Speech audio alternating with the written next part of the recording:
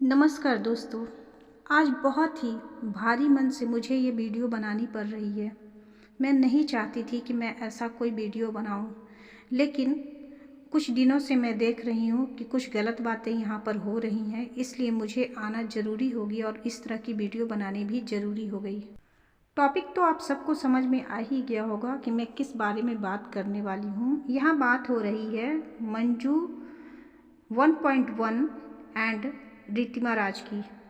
इन दोनों की कंट्रोवर्सी फिर से एक बार सवाल खड़े कर रही है। कई सवाल हैं जो मैं पूछना चाहती हूँ अब रितिमा जी से भी और मंजू जी से भी।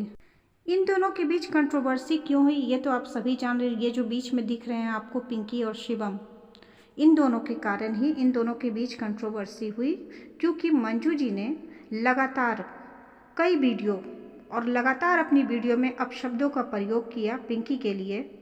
और जब उनका विरोध किया गया, जैसे रितिमा जी ने किया और मैंने भी किया और कई लोगों ने किया, कुछ ने कमेंट्स के जरिए किया और हम लोगों ने वीडियो बना कर किया, क्योंकि हमें एतराज़ था इस बात से कि वो किसी को लंगड़ी कह रही थी, किसी को बहुत ही ज़्यादा अपशब्द बोल रही थी। इस बारे में हम लोगों ने अपना विरोध अपनी वीडियो के थ्रू दिखाया था और बहुत सारी झूठी बातें उन्होंने कही थी अपने वीडियोज़ में, जो कि बाद में सारी चीज़ें क्लियर हो गई कि वो सारी बातें झूठी थी। ये बातें पिंकी शिवम ने भी क्लियर की, कुछ रितिमा जी ने की, कुछ उनके माँ बाप ने भी क्लियर कर दी कि ये सारी बातें उनकी झूठ थी।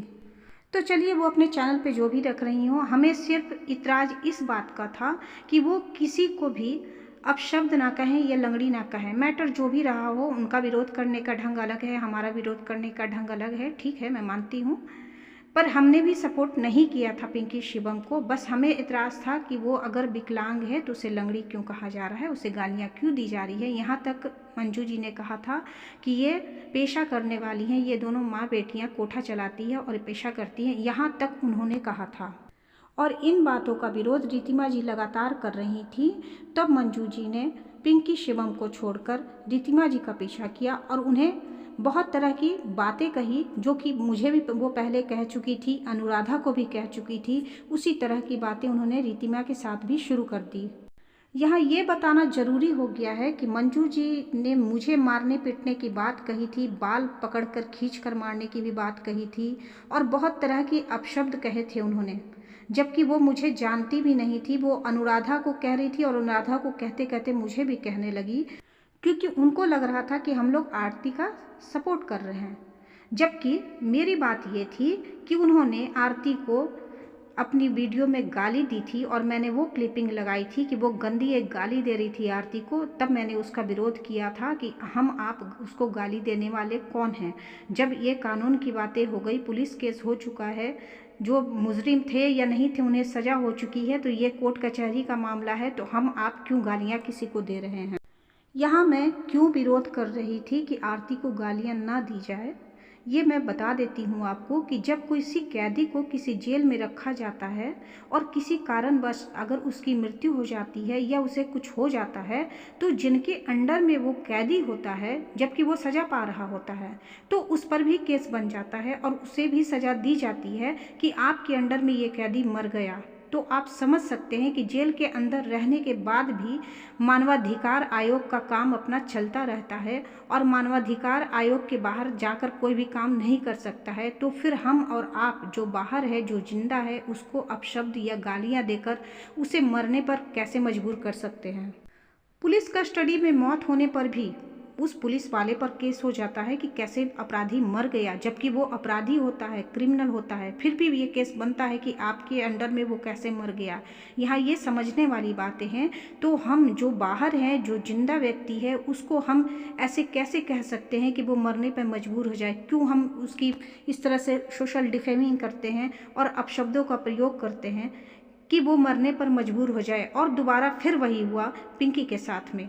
इनकी जो बोली भाषा थी वही निकल रही थी जो आरती के लिए इनकी निकलती थी, और जो भी इनका विरोध करते हैं तो उनको ये जिस तरह से आरती के समय कर रही थी, वही चीज़ इन्होंने रितिमा जी के साथ भी किया। ये पहले हमारी पैदाइशों पे भी गई थी, उसी तरह से सेम इनकी जो बोली भाषा है उसके कारण इन्होंने रितिमा जी को भी टारगेट किया और उन्हें भी बहुत सारी गलत बातें कही, जो कि सभी को पता है कि किस तरह इन्होंने रितिमा जी को भी कहा, मुझे भी कहा, अनुराधा को भी कहा। लेकिन चलिए छोड़िए, वो बात वहीं की वहीं ख़त्म हो गई। जो भी कुछ हुआ, आगे केस में क्या होगा नहीं होगा, अभी तो केस चल ही रहा है आरती का, तो वो क्या होगा नहीं होगा वो बात की बात है। ये जो नया मैटर आया पिंकी शिवम का, हम इस बात का विरोध कर रहे थे कि जब उन्होंने मर्जी से शादी की है और दोनों की मर्जी से शादी हुई है, तो फिर हम आप विरोध करने वाले कौन होते हैं। और किसी ने किसी को वीडियो बनाने के लिए नहीं कहा था। ये सारी बातें क्लियर हो चुकी है, बार बार दोहराने की ज़रूरत नहीं है। बात मैं यहाँ ये कर रही हूँ कि इन दोनों के बीच जो ठनी हुई है ये कब ख़त्म होगी। मैंने पर्सनली मंजू जी की लाइव में जाकर कहा भी कि आपके अंदर जो भी कन्फ्यूज़न आपको है वो गलत है। रितिमा जी ने किसी से कॉल नहीं करवाया, किसी से फ़ोन नहीं करवाया है। अगर उन्हें बात करना हुआ तो वो खुद बात करेंगी। और ये बात मैंने कही थी कि वो उन्होंने नहीं, बल्कि दिल्ली से वो उनको फ़ोन आया था, क्योंकि पिंकी ने लिखित में आवेदन दिया था, शिकायत की थी किसी एनजीओ को। उस एनजीओ के थ्रू मंजू जी को कॉल आया था, लेकिन उन्हें लगता था कि ये कॉल रितिमा जी ने किया है या करवाया है। तो वो आप आवाज़ पहचानती हैं, और अगर आपको लग रहा है ऐसा कि रितिमा जी ने कॉल करवाया है, तो आप प्लीज़ वो नंबर प्रोवाइड कराएं, उनको दे, पर्सनली दे, इंस्टा पर दे, जहाँ भी दे, आप पता करवाइए कि वो किसका नंबर है, कहाँ से आया था। जिस लाइव को अभी कुछ दिन पहले हमने और रितिमा जी ने शेयर किया था, उस लाइव को देखकर आप लोगों को सभी को समझ में आ गया होगा कि ये कितनी ही बातें झूठ बोल रही थी। मैं बहुत इनकी रिस्पेक्ट करती हूँ, और ये जो भी काम करती है उससे मुझे कोई मतलब नहीं है। सबका अलग अलग कार्य क्षेत्र होता है, तो मैं उस बात के लिए कभी नहीं बोलूँगी कि ये समाज सेविका है या नहीं है, इससे मुझे कोई बहस नहीं है। पर हाँ, इनकी बोली से मुझे बहुत प्रॉब्लम है, इन्होंने बहुत दुखी मुझे किया है, लेकिन मैं ज़्यादा दिल पर नहीं लेती हूँ बातों को। लेकिन हर कोई मेरे जैसा नहीं होता है। मैं मंजू जी से बड़ी हूँ, मुझे लगता है कि मेरे अंदर ज़्यादा समझदारी है, तो मैं शांत हो गई। मैंने जाने दिया कि चलो इनकी इतनी ही बुद्धि है, इसलिए ये कह रही तो चलो ठीक है। लेकिन रितिमा जी सेम इनके बराबर की उम्र की हैं। एक छोटी सी बात के लिए मंजू जी ने 1 से 1.5 घंटे का लाइव रखा और उस पर इस तरह के झूठ बोले कि सबको समझ में आ गया कि वो झूठ बोलती हैं। तो मंजू जी, आप ऐसा ना करें। आप अगर रिस्पेक्ट चाहती हैं तो प्लीज़ इस तरह के झूठ सच बात ना रखें सामने, क्योंकि ये सारी बातें क्लियर हो जाती हैं। यहाँ सब समझदार हैं, और हो सकता है कि आपसे ज़्यादा बुद्धिमान हों। मैं तो कहूँगी कि दोनों आपस में बात कीजिए, सारे कन्फ्यूज़न दूर कीजिए। और मैं फिर से कहती हूँ मंजू जी आपको कि रितिमा जी ने कोई कॉल आपको नहीं करवाया था, और ना ही इन्होंने कुछ भी आपको पहले गलत कहा है। जब आपने इन्हें गलत कहा, इनके माँ बाप के ऊपर चली गई, पैदाइशों पर चली गई, ऊपर से आपने दूसरे आदमी से वीडियो बनवाई, इनके लिए कमेंट करवाए, या उसने अपनी मर्जी से किए, मैं नहीं जानती। तब रितिमा जी ने बोलना शुरू किया, आपके लिए वीडियो बनाने शुरू किए। तो ये बातें फिर से आपकी लाइव के बाद से उठ खड़ी हुई है कि आपने इस तरह के झूठ क्यों बोले। तो मैं समझती हूँ आपको एक सॉरी तो ज़रूर बोलना चाहिए और इस मैटर को ख़त्म कर देना चाहिए, क्योंकि मैं नहीं चाहती कि कोई भी लड़ाई झगड़े का माहौल यहाँ पर बने फिर से, या कंट्रोवर्सी हो किसी भी तरह की। जैसे आपकी प्रतिष्ठा है, आपकी इज्जत है, आपका समाज में रुतबा है, वैसे ही रितिमा जी की भी है। तो आप दोनों एक बराबर में हैं। प्लीज़ आप लोग ऐसा ना करें। मैं रितिमा जी को भी कहूँगी कि अब बस कीजिए, हो गई। चलिए, आज की वीडियो तो आपकी हंसी मजाक वाली थी, बहुत अच्छा लगा, लेकिन कहीं कहीं कुछ वर्ड आपका भी गलत हो गया। तो मैं आपको भी कहूँगी कि एक लाइव कीजिए, वहाँ पर दोनों आइए और दोनों मिल के एक दूसरे से हाथ मिलाइए, सारी बातों को ख़त्म कीजिए। क्योंकि देखिए, आप लोग जिनके लिए लड़ रहे थे ना, वो आज बहुत खुश हैं, आपस में मिलजुल के रह रहे हैं, और कुछ नया होने भी वाला है उनकी लाइफ में। तो प्लीज़ दोनों मिलके उन्हें आशीर्वाद दीजिए। और मंजू जी, मैं फिर से एक बात कहूँगी कि आप जो कहती हैं कि आपने पिंकी को कुछ नहीं कहा, तो प्लीज़ प्लीज़ मैं कहूँगी कि अपनी ही वीडियो को एक बार फिर से आप सुनिएगा कि आपने कितना कुछ उस लड़की को कहा है।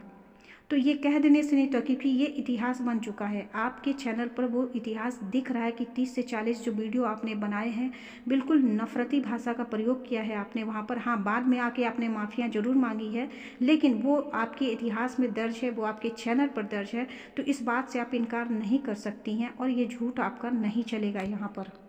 आपको अपनी गलती का एहसास होना चाहिए। और मैं कहूँगी कि पिंकी शिवम को तो अब जाने देते हैं, बस आप और रितिमा जी एक दूसरे से हाथ मिलाइए, सब मिल जुल कर काम कीजिए। कोई लड़ाई झगड़े का माहौल यहाँ पर नहीं बनाइए, एक दूसरे को अपशब्द नहीं बोलिए। मैं दोनों के लिए कह रही हूँ, ये नहीं कि मैं सिर्फ आपको ही कह रही हूँ मंजू जी, मैं दोनों को कह रही हूँ। आप दोनों मेरी बहनों की तरह हैं, तो प्लीज़ आप लोग ऐसा मत करें। आशा करती हूँ कि जितने लोग भी मेरी इस वीडियो को देखेंगे आप सब मिल के इन दोनों को सपोर्ट करेंगे और समझाएंगे कि ये सब लड़ाई झगड़ा बंद करें, दोनों हाथ मिलाएं, दोनों रंजिशें ख़त्म करें और एक दूसरे के साथ मिलजुल कर काम करें। हम सब अपने अपने कंटेंट पे ध्यान दें और अपना काम करें। जल्दी ही मिलती हूँ नए वीडियो के साथ में, तब तक के लिए bye bye and take care.